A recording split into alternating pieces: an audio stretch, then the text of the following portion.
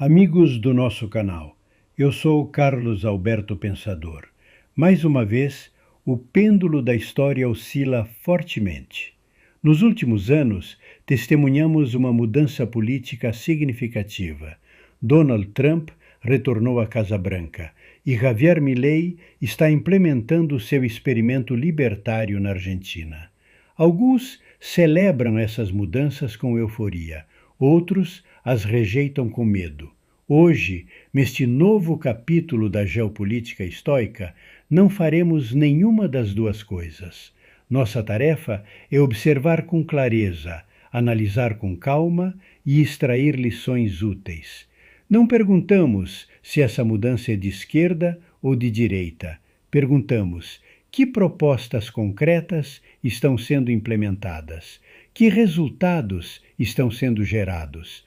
Quais são as consequências previsíveis? E, acima de tudo, o que podemos controlar diante dessa oscilação do pêndulo?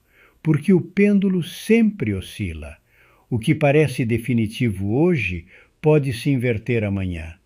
Neste primeiro vídeo, analisaremos Trump e Milei. Na segunda parte, falaremos sobre Bukele, Bolsonaro e a grande oportunidade que se abre para a América do Sul na formação de um verdadeiro escudo das Américas. O caminho se faz caminhando. Donald Trump e seu retorno em 2025. Trump representa, acima de tudo, um retorno ao pragmatismo americano. Sua abordagem se concentra em três pilares principais: uma economia protecionista com o lema América Primeiro, um forte controle da imigração e uma política externa mais realista, menos intervencionista em alguns casos, mas mais assertiva em outros.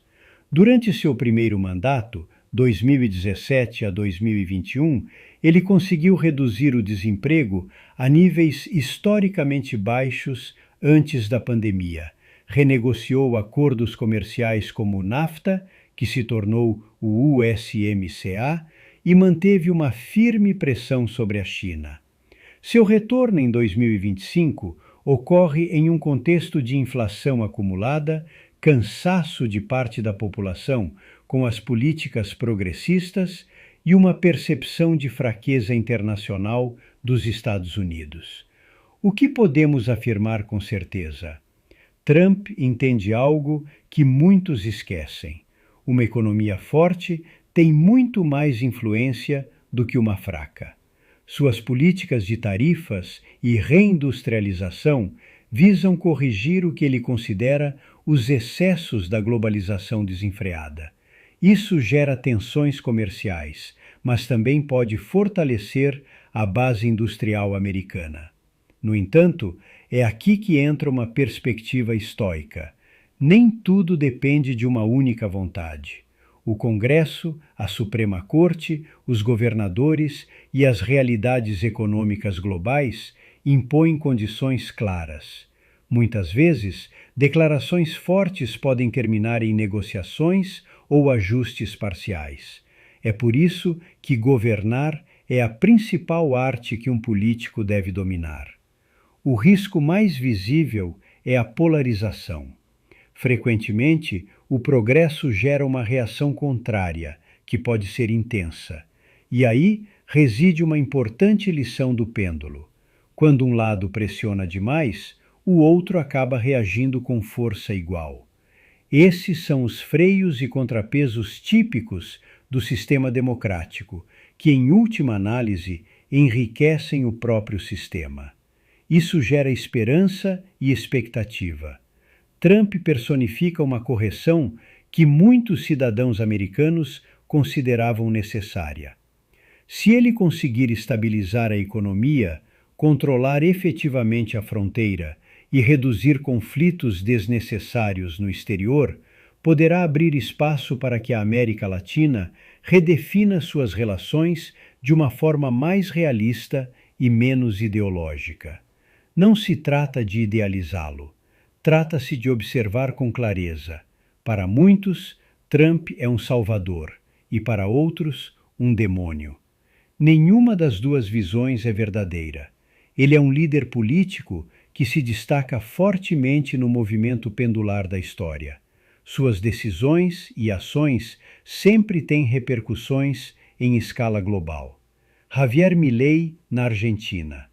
Da perspectiva do pêndulo da história, a ascensão de Javier Milei surge como uma tábua de salvação em meio a um oceano de desespero. Após décadas de populismo kirchneriano que levaram a Argentina a uma das crises mais profundas de sua história, inflação descontrolada, pobreza crescente e destruição da moeda, Milei representa uma reação brusca, quase cirúrgica, ao outro extremo.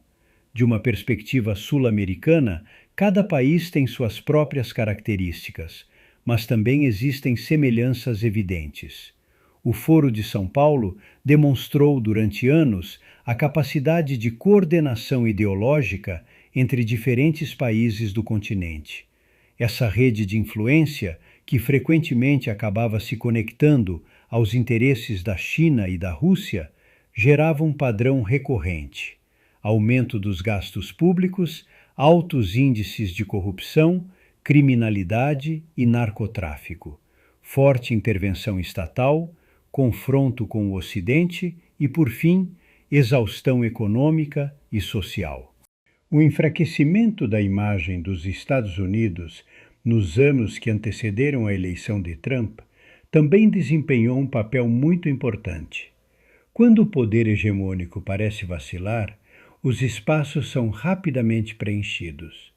Milei surgiu então como uma resposta quase visceral a todo esse desgaste.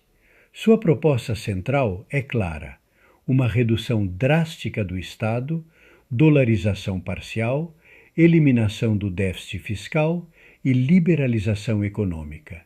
Em apenas alguns meses no cargo, ele já conseguiu passar de um déficit fiscal crônico para um superávit, conter parte da hiperinflação e iniciar a desregulamentação de importantes setores da economia.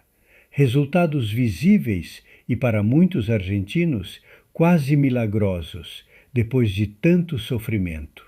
No entanto, de uma perspectiva estoica, devemos observar com serenidade e imparcialidade. A terapia de choque é dolorosa.